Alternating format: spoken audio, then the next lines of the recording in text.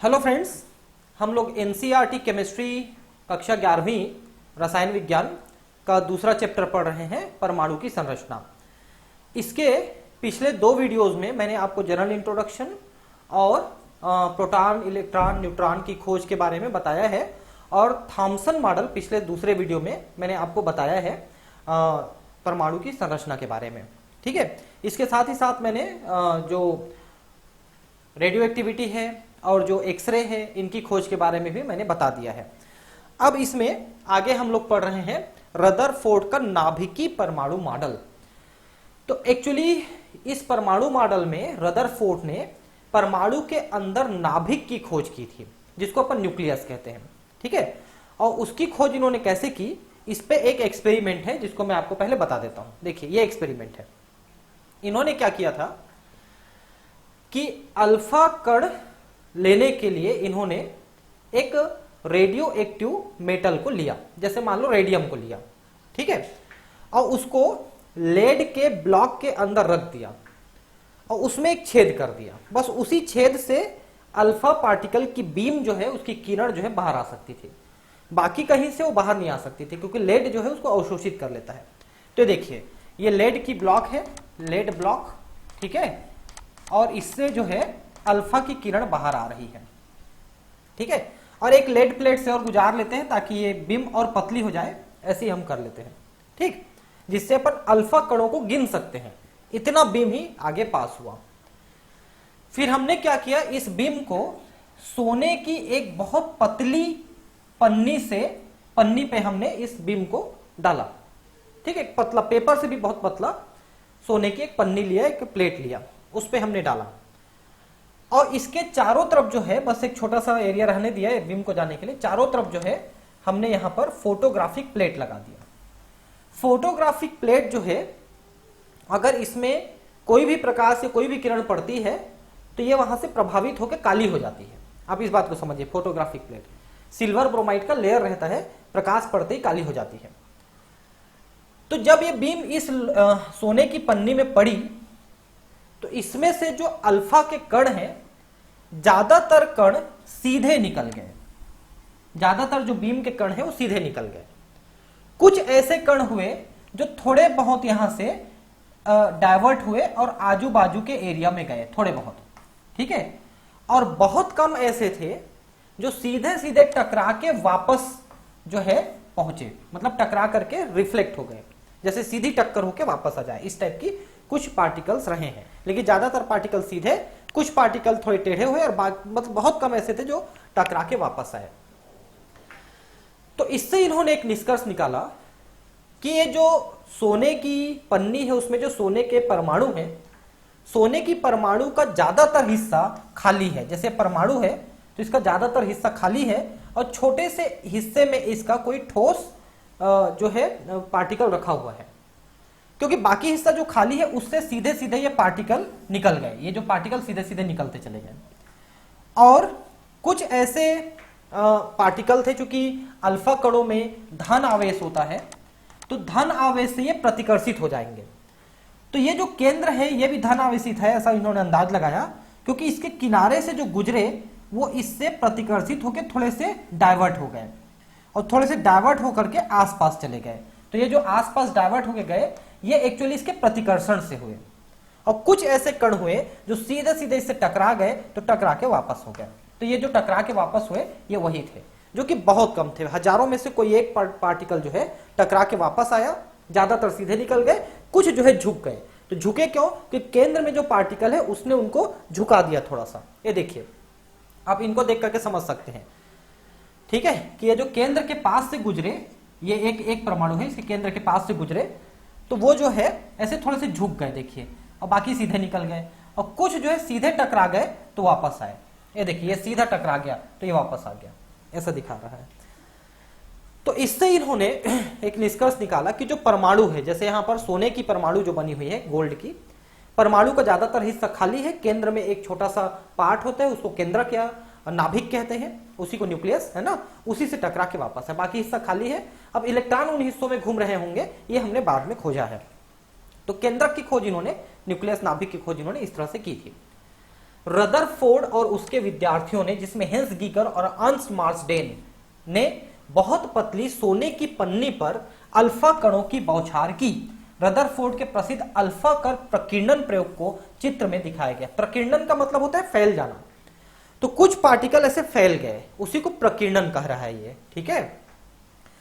सोने की पतली पन्नी 100 nm मोटाई की ओर लक्ष्य करके एक रेडियो एक्टिव स्रोत से उच्च ऊर्जा वाले अल्फा कणों को भेजा गया, ठीक है। अल्फा कणों को भेजा गया उसमें पन्नी में। इस पतली पन्नी को घेरते हुए वृत्ताकार प्रतिदीप्तशील जिंक सल्फाइड से बना स्क्रीन रखा गया। चारों तरफ या तो आप फोटोग्राफिक प्लेट रखते हैं तो उसमें अल्फा कण टकराते हैं तो काला हो जाता है, या फिर आप जिंक सल्फाइड से पुता हुआ एक फ्रेम रख सकते हैं, तो जैसे कोई पार्टिकल उसमें टकराएगा वहां चमक उत्पन्न होगी।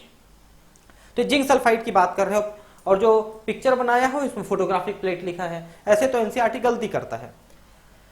जब कोई अल्फा कण इस स्क्रीन से टकराता है तो प्रकाश की स्फुट दीप्ति उत्पन्न होती है। वही बात हमने अभी कहा। प्रकीर्णन अनुप्रयोग के परिणाम काफी अनपेक्षित थे, क्योंकि ज्यादातर लोग समझते थे कि परमाणु ठोस होगा और कोई चीज टकरा के वापस आ जाएगा, लेकिन ठोस नहीं निकला, खोखला निकला, छोटा सा एरिया बस ठोस है। थॉमसन के परमाणु मॉडल के अनुसार पत्ती में उपस्थित सोने के प्रत्येक परमाणु का द्रव्यमान पूरे परमाणु पर एक समान रूप से बटा हुआ होना चाहिए था। थॉमसन ने जो कहा था तो पूरा ठोस होना चाहिए था, एक समान बटा हुआ।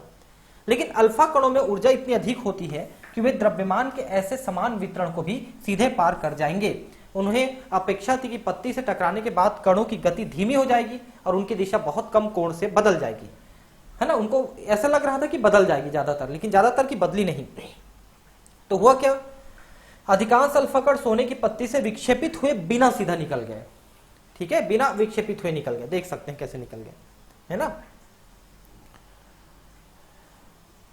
बहुत कम अल्फा कण छोटे कोण से विक्षेपित हुए। जो एकदम केंद्रक के पास से, नाभिक के पास से गुजरे वही प्रतिकर्षित हुए, क्योंकि नाभिक में भी धन आवेश है और अल्फा कणों में भी धन आवेश है, तो प्रतिकर्षण के कारण से थोड़े विक्षिप्त हुए बस। बहुत ही थोड़े कण 20,000 में से एक ऐसे थे जो पीछे की ओर लौटे, जो सीधे टक्कर हो गए वही लौट पाए। तो 20,000 में से एक कण ही ऐसा हुआ, 180 डिग्री के कोण से उनका विक्षेपण हुआ। इन प्रेक्षणों के आधार पर रदरफोर्ड ने परमाणु की संरचना के बारे में निम्नलिखित निष्कर्ष निकाला। क्या कि ज्यादातर एरिया खाली है, बीच में एक ठोस पार्ट है जिसको केंद्रक या नाभिक कहते हैं। परमाणु के अंदर अधिकांश स्थान रिक्त होता है क्योंकि अधिकांश अल्फा कण सोने की पन्नी को पार कर गए। कुछ ही धन आवेशित अल्फा कण विक्षेपित होते हैं। यह विक्षेपण अवश्य ही अत्यधिक प्रतिकर्षण बल के कारण होता है। इससे यह पता चलता है कि थॉमसन के विचार के विपरीत परमाणु के अंदर धन आवेश समान रूप से बटा हुआ नहीं है, क्योंकि अगर सब तरफ धन आवेश रहता तो हर अल्फा कण विक्षेपित हो जाता, लेकिन बहुत कम अल्फा कण विक्षेपित हुए, मतलब एक ही जगह पे कहीं पर धन आवेश है। धन आवेश बहुत कम आयतन के अंदर संकेंद्रित होना चाहिए, जिससे धन आवेशित अल्फा कणों का प्रतिकर्षण और विक्षेपण हुआ हो, ठीक है। रदरफोर्ड ने गणना करके दिखाया कि नाभिक का आयतन परमाणु के कुल आयतन की तुलना में अत्यंत कम या नगण्य होता है।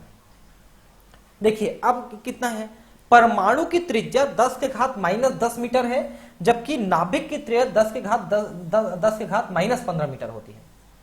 मतलब 1 2 3 4 5 इकाई, दहाई, सैकड़ा, हजार, 10,000, लाख। मतलब अगर परमाणु 1 लाख बड़ा है तो नाभिक सिर्फ 1 है, इतना बड़ा। मतलब मान लो परमाणु को आप 1 लाख मीटर मानते हो तो नाभिक सिर्फ 1 मीटर होगा, इतना बड़ा नाभिक है, ऐसा है।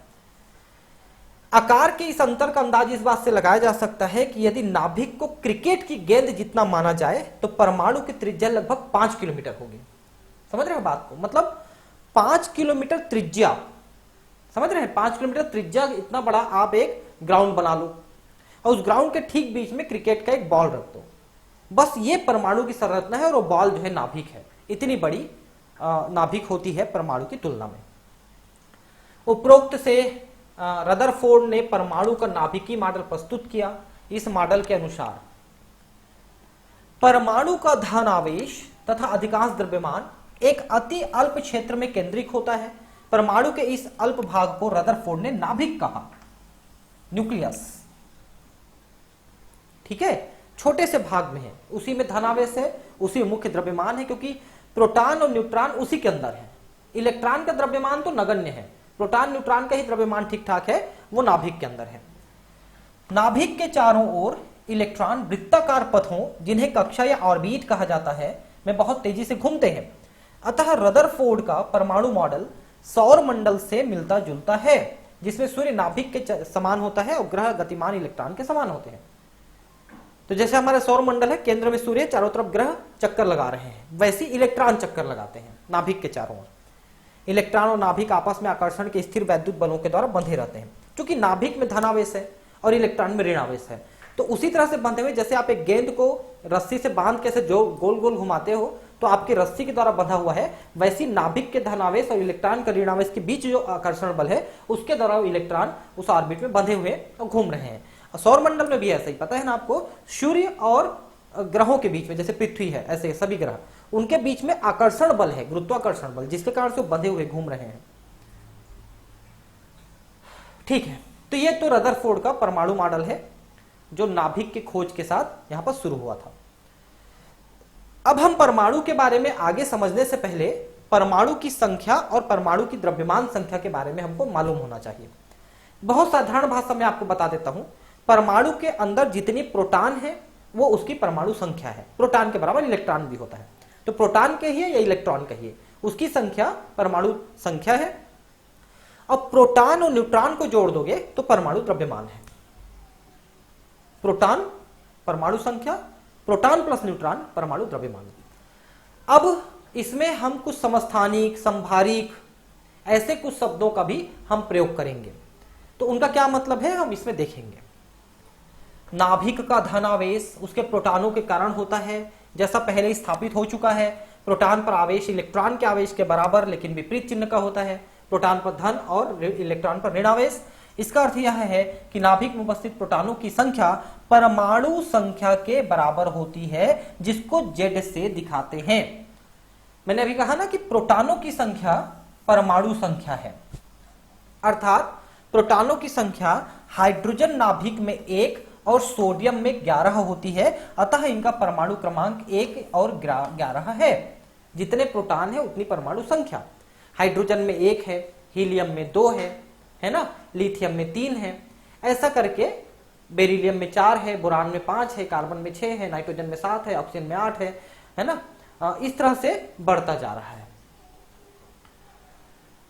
तो ये क्या है, नाभिक में प्रोटॉनों की संख्या, जिसको हम परमाणु क्रमांक कहते हैं। हालांकि देखिए, मेंडलीफ के समय में जब उन्होंने आवर्त सारणी बनाया, मेंडलीफ ने, उस समय उन्होंने तत्वों की पहचान के लिए परमाणु भार को, यानी परमाणु द्रव्यमान को उन्होंने बेसिक माना था। मतलब परमाणु भार के आधार पर तत्वों की पहचान उन्होंने निर्धारित की थी।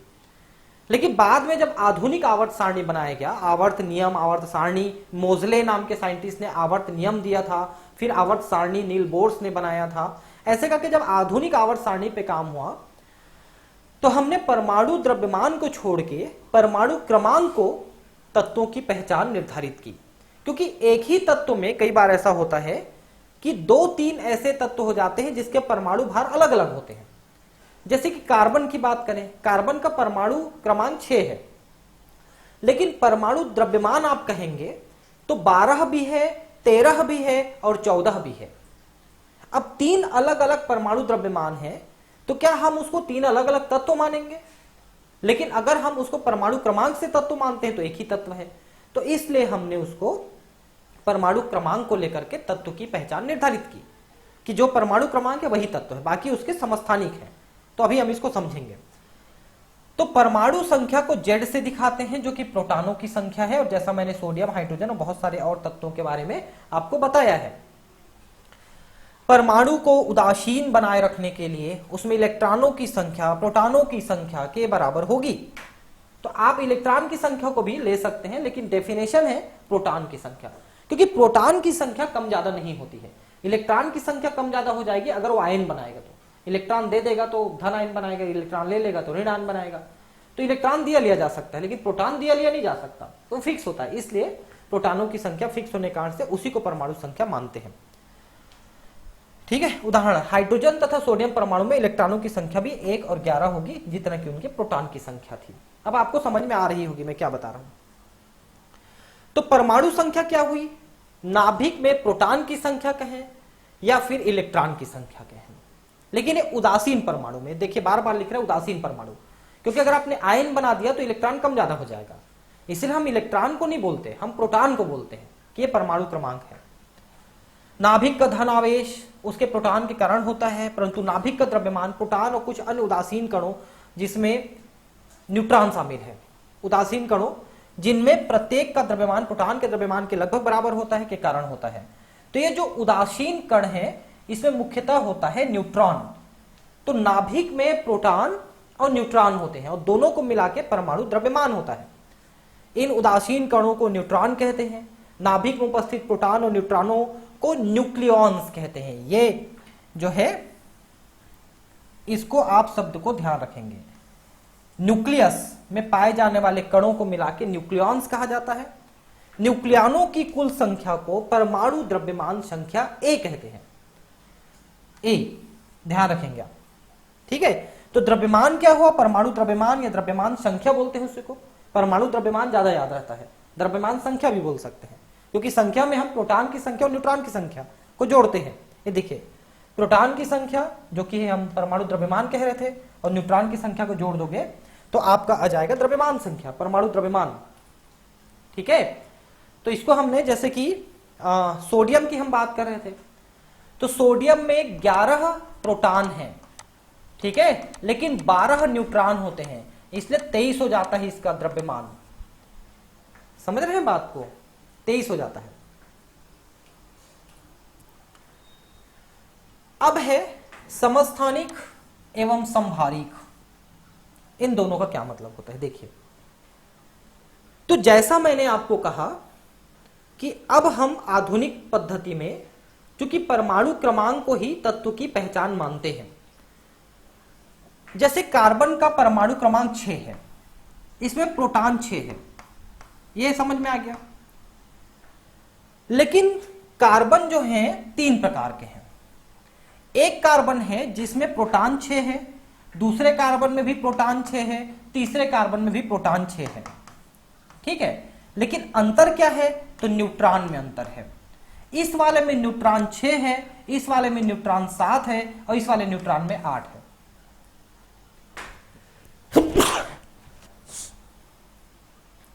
सभी में 6-6 प्रोटॉन हैं, लेकिन न्यूट्रॉन में अंतर है। न्यूट्रॉन कितना कितना है, 6, 7 और 8 न्यूट्रॉन अंतर है। तो फिर जब आप इसके परमाणु द्रव्यमान गिनेंगे, द्रव्यमान संख्या, तो इसका 12 आएगा, इसका 13 आएगा और इसका 14 आएगा। तीनों के परमाणु द्रव्यमान संख्या अलग अलग आ गए, लेकिन है वो एक ही तत्व कार्बन, क्योंकि इनके परमाणु क्रमांक 1 है। तो इस कंडीशन में इन तीनों को हम कहेंगे समस्थानिक।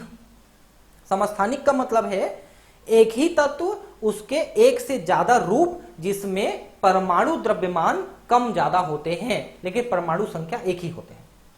तो ये तीनों आपके हो गए समस्थानिक, आइसोटोप।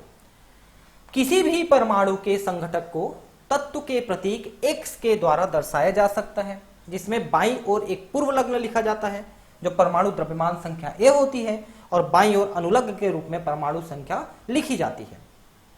ये देखिए इस तरह से, ठीक है। मतलब नीचे में परमाणु क्रमांक लिखेंगे, ऊपर में परमाणु द्रव्यमान लिखेंगे, ठीक है। अब यहां पर समभारिक और समस्थानिक को हमको लिखना है। तो समस्थानिक तो आप समझ गए, है ना, वैसे ही समभारिक होते हैं। समभारिक में द्रव्यमान संख्या एक होती है, लेकिन परमाणु क्रमांक अलग अलग होता है, परमाणु द्रव्यमान एक होता है। तो मतलब ये अलग अलग तत्व होते हैं। 2-3 ऐसे तत्व रहेंगे जिनके परमाणु क्रमांक अलग अलग हैं, मतलब वो अलग अलग तत्व हैं। जैसे यहां पर देखिए कार्बन में, अभी मैंने आपको कार्बन 3 प्रकार के बताए थे, तो आखिरी वाले कार्बन को मैंने लिखा था कि इसमें 6 है और इसमें चूंकि न्यूट्रॉन 8 है तो टोटल इसका 14 हो रहा था। यह कार्बन का एक रूप था समस्थानिक, तो यह समस्थानिक कार्बन का लिख दिए। अब नाइट्रोजन का देखिए, नाइट्रोजन के भी कम से कम 2 समस्थानिक तो हैं, ठीक है। नाइट्रोजन 7-7 के 2 समस्थानिक है, एक है 14 वाला और एक है 15 वाला। इसमें न्यूट्रॉन 7 है, इसमें न्यूट्रॉन 8 है। तो हम कार्बन के इस वाले समस्थानिक को और नाइट्रोजन के इस वाले समस्थानिक को दोनों को ले, तो देखिए दोनों अलग अलग तत्व हैं क्योंकि इनके परमाणु क्रमांक अलग अलग हैं, लेकिन इनके परमाणु भार एक हैं। देखिए तो कार्बन का 14 वाला और नाइट्रोजन का 14 वाला, ये दोनों ले लेंगे तो दोनों समभारिक हैं। समस्थानिक और समभारिक समझे, समभारिक अलग अलग तत्वों में आएंगे जिनके भार एक समान है, समस्थानिक एक ही तत्व के आएंगे जिनके परमाणु क्रमांक एक समान है, भार अलग अलग है। इसमें परमाणु क्रमांक अलग अलग है, भार एक है। तो समस्थानिक में एक क्रमांक भार अलग अलग तो एक ही तत्व का है, लेकिन इसमें अलग अलग क्रमांक मतलब अलग अलग तत्व हैं। समभारिक में भार एक समान, समभारिक, ठीक है। और समस्थानिक, सम मतलब एक स्थान, पीरियोडिक टेबल में एक स्थान, क्यों? क्योंकि वो एक ही तत्व है, उसको एक ही स्थान प्राप्त है। जैसे कार्बन का आपने लिखा कार्बन 6, कार्बन 6, कार्बन 6, ये 12 है, ये 13 है और ये 14 है। अब तीनों कार्बन के लिए क्या हम 3 अलग अलग स्थान दिए हैं? नहीं दिए हैं, तीनों का एक ही स्थान है, परमाणु क्रमांक 6 वाला स्थान। तो तीनों का चूंकि एक ही स्थान है इसलिए समस्थानिक हुए ये, ठीक है। और लेकिन तीनों के परमाणु भार अलग अलग हैं तो समस्थानिक हुए। और समभारिक का मतलब अलग अलग अलग स्थान में रह के भार एक समान, इनमें भार एक जैसा है, परमाणु भार, जिसको परमाणु द्रव्यमान कहते हैं।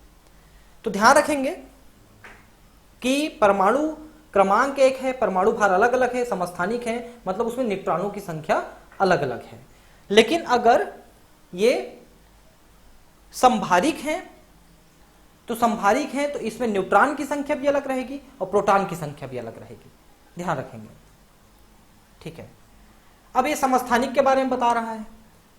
समस्थानिक वे परमाणु होते हैं जिनकी परमाणु संख्या समान एवं परमाणु द्रव्यमान भिन्न होता है। दूसरे शब्दों में यह स्पष्ट है कि समस्थानिकों में अंतर का कारण नाभिक में उपस्थानिक भिन्न भिन्न न्यूट्रॉनों की संख्या है। समस्थानिक में न्यूट्रॉन अलग अलग है, ठीक है। जैसे अब हाइड्रोजन को लेते हैं, हाइड्रोजन के जनरली 3 समस्थानिक हैं। एक सामान्य हाइड्रोजन है, ये वाला, जिसमें प्रोटॉन तो एक है लेकिन न्यूट्रॉन नहीं है, इसलिए यही ए भी एक है। परमाणु द्रव्यमान परमाणु संख्या एक ही है, क्यों? क्योंकि न्यूट्रॉन नहीं है,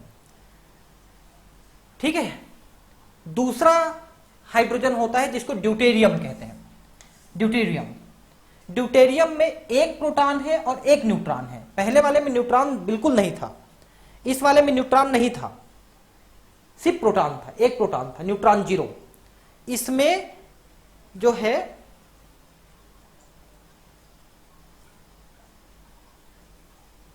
हाँ, मैं आपको फिर से बता रहा हूं, इस वाले हाइड्रोजन में केवल एक प्रोटॉन, न्यूट्रॉन 0, इसमें एक प्रोटॉन एक न्यूट्रॉन, ठीक, ड्यूटेरियम में। और ट्रिटियम में एक प्रोटॉन और 2 न्यूट्रॉन। ऊपर में जो लिखे हैं प्रोटॉन न्यूट्रॉन को जोड़ के लिखे हैं, इसमें एक प्रोटॉन है एक न्यूट्रॉन है, दोनों को जोड़ के 2। इसमें एक प्रोटॉन है 2 न्यूट्रॉन है, दोनों को जोड़ के 3। तो हाइड्रोजन, एक बार फिर से लिख देता हूं, देखिए, हाइड्रोजन, ड्यूटेरियम और ट्रिटियम। हाइड्रोजन एकमात्र ऐसा एलिमेंट है जिसके तीनों समस्थानिकों को हम अलग अलग नाम से जानते हैं, लेकिन तीनों हाइड्रोजन है, ध्यान रखेंगे। पहचान के लिए अलग अलग नाम देते हैं, बाकी किसी में समस्थानिकों को अलग नाम नहीं देते हैं। तो पहले वाले हाइड्रोजन में, दूसरे वाले हाइड्रोजन में, तीसरे वाले हाइड्रोजन में, तीनों में प्रोटॉन एक एक ही है, इसलिए परमाणु क्रमांक एक एक है। अब पहले वाले में प्रोटॉन तो एक है लेकिन न्यूट्रॉन 0 है, इसलिए 1 धन 0 बराबर 1, तो परमाणु क्रमांक भी एक, परमाणु द्रव्यमान भी एक। दूसरे वाले में न्यूट्रॉन 1 है प्रोटॉन के साथ, तो दोनों को जोड़ के हो गया 2। तीसरे वाले में प्रोटॉन के साथ 2 न्यूट्रॉन भी हैं, दोनों को जोड़ के 3। तो इन तीनों का परमाणु क्रमांक 1 है लेकिन परमाणु भार अलग अलग है, इसलिए समस्थानिक है, आइसोटोप है, ठीक है। अब देखिए कितने कितने परसेंट है, तो ये देखिए, ये प्रोटियम है। प्रोटियम जो है 99.985% हाइड्रोजन टोटल हाइड्रोजन में से है, मतलब लगभग यही है। और ड्यूटेरियम देखिए 0.015% है। और ट्रीटियम कितना है? तो ट्रीटियम जो है लगभग नहीं के बराबर है। क्यों? क्योंकि वैसे भी ये रेडियो एक्टिव होता है, तो टिकाऊ नहीं होता है, देते रहता है ये अल्फा बीटा गामा। ट्रीटियम पृथ्वी में लेस मात्रा में पाया जाता है। समस्थानिक का कुछ अन्य उदाहरण भी हैं, जैसे कार्बन मैंने बताया। देखिए ये देखिए कार्बन के 12 हवाले, 13 हवाले और 14 हवाले, ये मैंने आपको बताया। वैसी क्लोरीन का देखिए, क्लोरीन में प्रोटॉन 17 है, ठीक है, लेकिन न्यूट्रॉन देखिए इसमें 18 है और इसमें 20 है, ठीक है, इसमें 18 और इसमें 20 है। न्यूट्रॉन की संख्या अलग अलग है। परमाणु क्रमांक 1 है, मतलब प्रोटॉन 1 है। इसमें तो मैं आपको बता ही दिया कार्बन में कैसा है, नाइट्रोजन का भी मैंने बता दिया, ठीक है।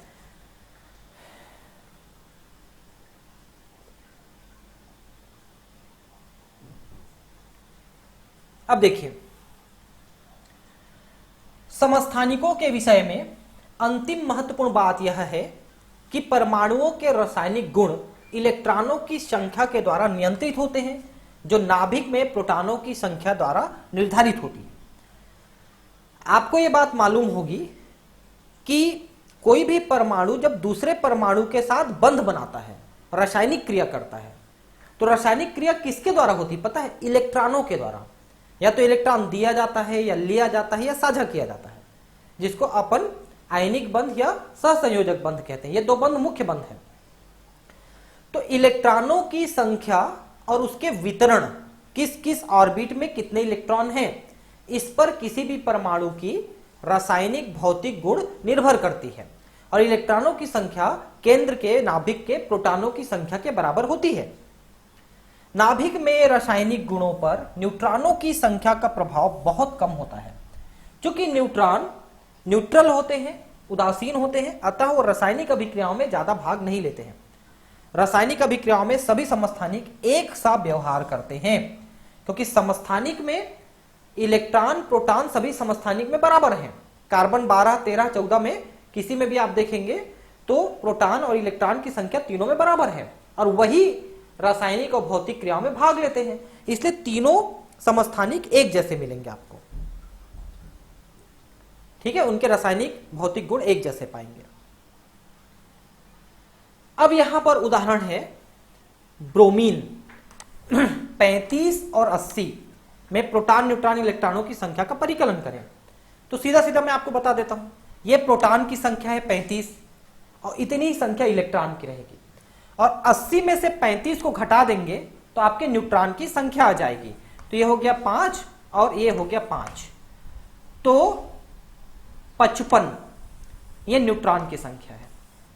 सीधा सीधा ऊपर में से नीचे को घटाएंगे तो न्यूट्रॉन की संख्या आ जाएगी, और नीचे वाली जो संख्या है वही प्रोटॉन या न्यूट्रॉन की संख्या है। बहुत सरल है।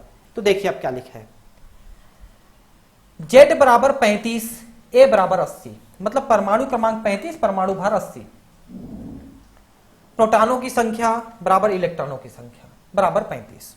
न्यूट्रॉनों की संख्या, भार में से प्रोटॉन की संख्या घटा देंगे तो न्यूट्रॉनों की संख्या, मैं गलत कैलकुलेट किया था क्या? 5, 10 में से 5 गया 5 और 8 में से 4 गया 4, 45, 55 लिख दिया था, 45 आएगा। तो ये 45 है न्यूट्रॉनों की संख्या।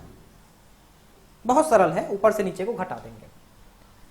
दूसरा, किसी स्पीसीज में इलेक्ट्रॉन प्रोटॉन न्यूट्रॉन की संख्या क्रमशः 18, 16, 16 है, इसका प्रयुक्त प्रतीक लिखिए। तो मान लो ये स्पीसीज X है, तो इसमें कितना लिखा है? इलेक्ट्रॉन प्रोटॉन और न्यूट्रॉन की संख्या। अब देखिए इलेक्ट्रॉन की संख्या 18, प्रोटॉन की संख्या 16, तो प्रोटॉन की संख्या 16 ऐसा लिखेंगे अपन, और न्यूट्रॉन की संख्या 16 है तो 16 दूनी 32 ऐसा लिखाएंगे ये, ठीक है। तो ये इसका प्रतीक है। तो परमाणु संख्या प्रोटॉन की संख्या 16 है, यह तत्व सल्फर है, पहली बात तो, हाँ ठीक है, 16 वाला सल्फर है, ठीक है, 16 दूनी 32 सल्फर। अब परमाणु द्रव्यमान क्या है? न्यूट्रॉन की संख्या और प्रोटॉन की संख्या। तो 16 प्रोटॉन 16 न्यूट्रॉन दिया है तो 32, ये देखिए मैंने लिख दिया है पहले 32। यह स्पीसीज उदासीन नहीं है। क्यों नहीं है?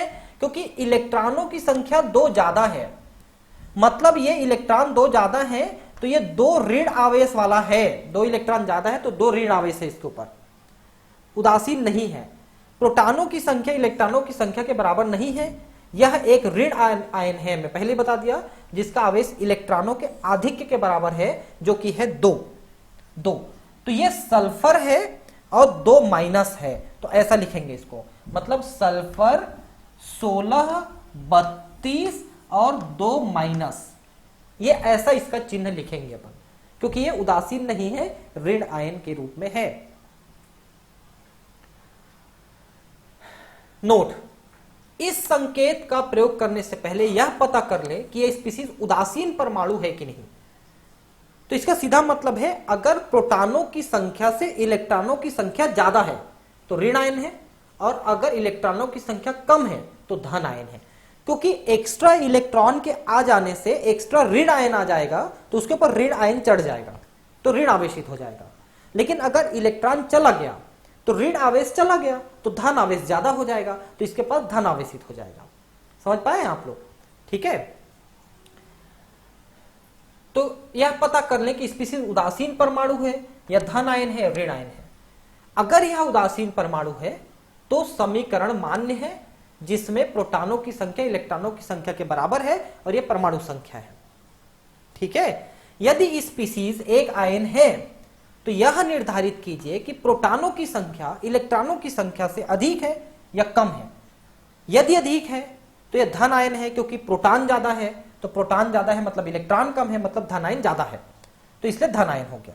और अगर इलेक्ट्रॉन ज्यादा है तो फिर ऋण आयन हो जाएगा। जैसे मैंने कहा, न्यूट्रॉनों की संख्या हमेशा प्रोटॉन से परमाणु द्रव्यमान को परमाणु क्रमांक को घटाओगे, परमाणु द्रव्यमान से परमाणु क्रमांक को घटाओगे तो आपको न्यूट्रॉनों की संख्या आ जाएगी। अब ये तो फिक्स है, चाहे वो ऋण आयन हो, धन आयन हो, उदासीन हो, उसमें न्यूट्रॉन प्रोटॉन की संख्या तो फिक्स है सभी में, वो कम ज्यादा नहीं होती।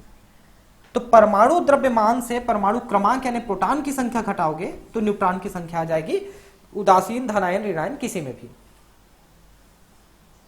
ठीक है, अब रदरफोर्ड का जो मॉडल था वो बहुत सही मॉडल है, लेकिन कुछ कुछ उसमें भी कमियां हैं। क्या कमियां हैं? रदरफोर्ड का नाभिकीय मॉडल सौर मंडल का एक छोटा रूप है, जिसमें नाभिक को भारी सूर्य की तरह और इलेक्ट्रॉनों को हल्के ग्रहों की तरह सोचा गया था। जब सौर मंडल पर चीज सम्मत यांत्रिकियों को लागू किया जाता है तो यह पता चलता है कि ग्रह सूर्य के चारों निश्चित कक्षाओं में घूमते हैं। ग्रहों के बीच गुरुत्वाकर्षण बल को इस फार्मूले के द्वारा निकालते हैं।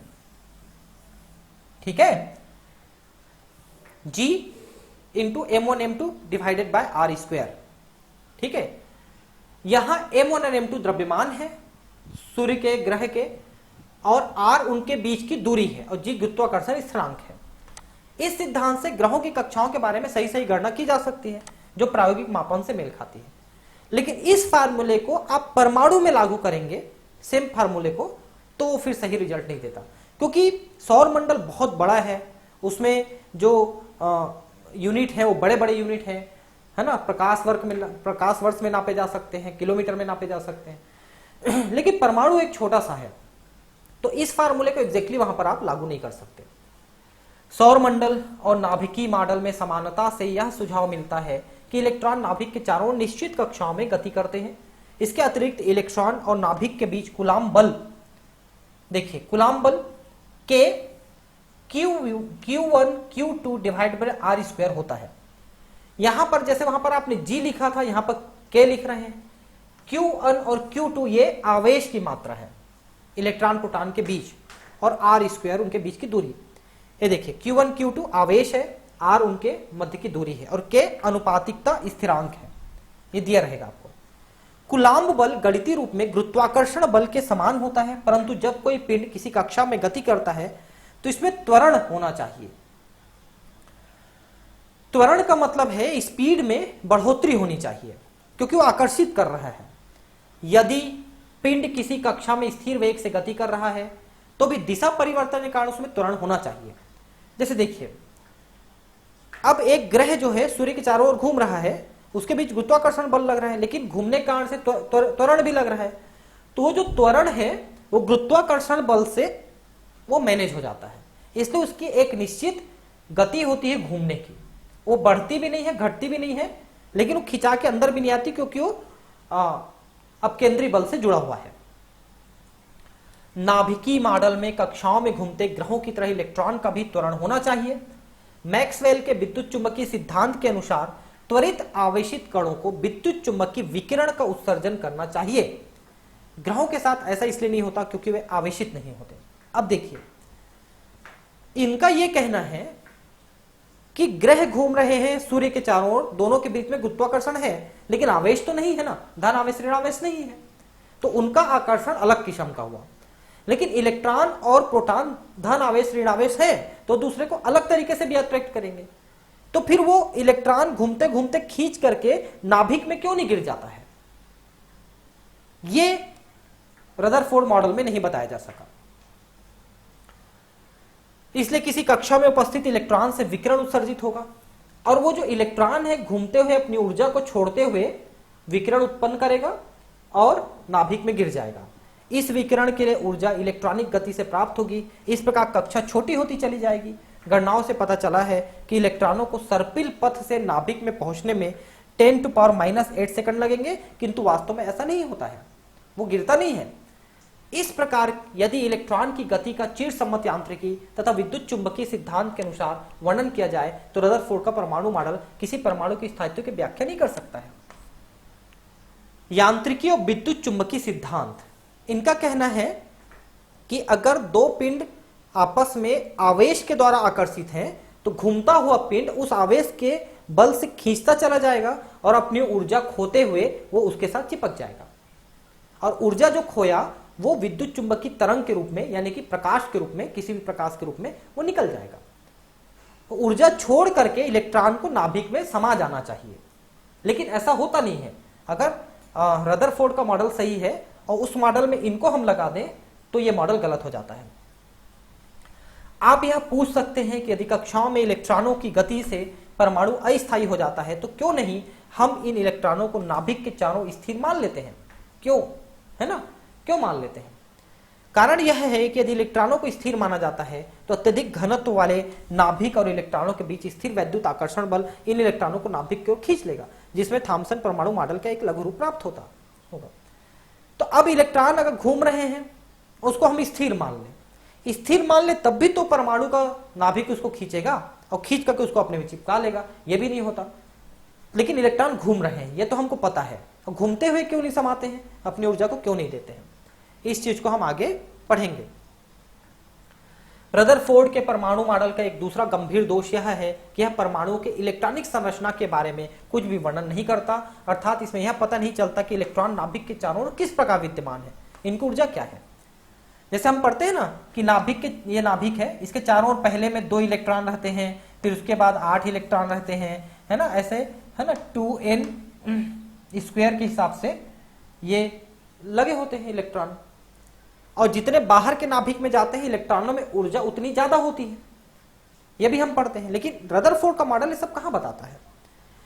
चिरसम्मत यांत्रिकी विज्ञान वह है जो न्यूटन के गति के नियमों पर आधारित है या स्थूल वस्तुओं की गति के नियमों को समझाता है ना। न्यूटन के 3 गति के नियम है ना, उन्हीं के आधार पे ये यांत्रिकी सिद्धांतिक विज्ञान काम करता है। ठीक है, तो अब जो है इसके बाद हम बोर का परमाणु मॉडल और इसके बारे में पढ़ेंगे। तो थोड़ा सा इसके बारे में पढ़ा देता हूं 5 मिनट, है ना। बोर के परमाणु मॉडल के विकास की पृष्ठभूमि। तो अभी आपने थॉमसन मॉडल पढ़ा, रदरफोर्ड मॉडल पढ़ा, उनमें कुछ अच्छाई भी थी, कुछ बुराइयां भी थी, गलतियां थी। तो उन सबको दूर करने के लिए अब नील्स बोर ने नया परमाणु मॉडल दिया। उसकी पृष्ठभूमि कैसे तैयार हुई, उन्होंने क्या क्या चीजें बताई। ऐतिहासिक रूप में द्रव्य के साथ विकिरण की अन्योन्य क्रियाओं के अध्ययन से प्राप्त परिणामों से परमाणु में अणुओं की संरचना के संबंध में अत्यधिक सूचना प्राप्त हुई। आगे चल के जब हमने और स्टडी किया तो हमने ये पाया कि जो द्रव्य के कण हैं उनके साथ कोई तरंग जुड़ी होती है, अगर वो गति कर रहे हैं तो। समझ रहे हैं बात को? कोई कण अगर गति कर रही है सीधी या सर्पिल, कैसे में भी, राउंड में, तो गति करते हुए कण के साथ कोई तरंग शामिल होती है। इस चीज का अध्ययन करने पर हमको परमाणु अणु की संरचना समझने में आसानी हुई। नील बोर ने इन परिणामों का उपयोग करके रदरफोर्ड द्वारा प्रतिपादित मॉडल में सुधार किया। बोर के परमाणु मॉडल के विकास में दो बिंदुओं की अहम भूमिका रही। ठीक है, तो रदरफोर्ड के मॉडल में ही इन्होंने सुधार किया। क्या क्या? पहला, विद्युत चुंबकीय विकिरण का दैत्य व्यवहार होना, जिसका अर्थ यह है कि विकिरण तरंग तथा कण दोनों के गुण प्रदर्शित करता है। ठीक है, विकिरण की द्वैत व्यवहार मतलब डुअल नेचर ऑफ रेडिएशन। कोई भी जो रेडिएशन है, जैसे प्रकाश है, यह भी एक रेडिएशन है, इसके भी डुअल नेचर है।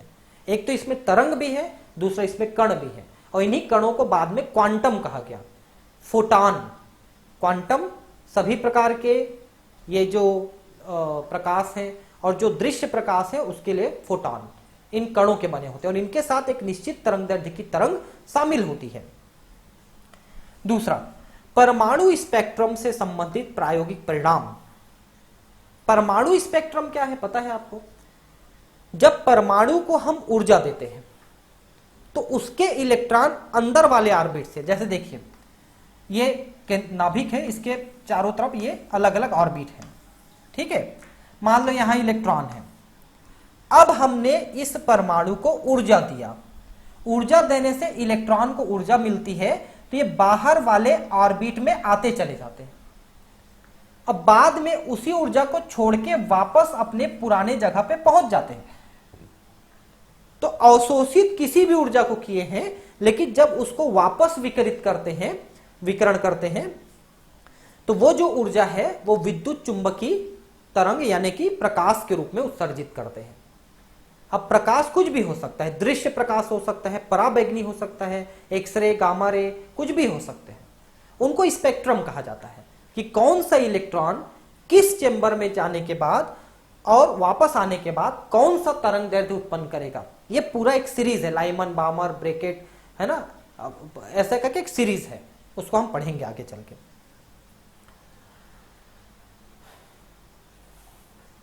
पहले हम विद्युत चुंबकीय विकिरण के द्वैत व्यवहार की चर्चा करेंगे।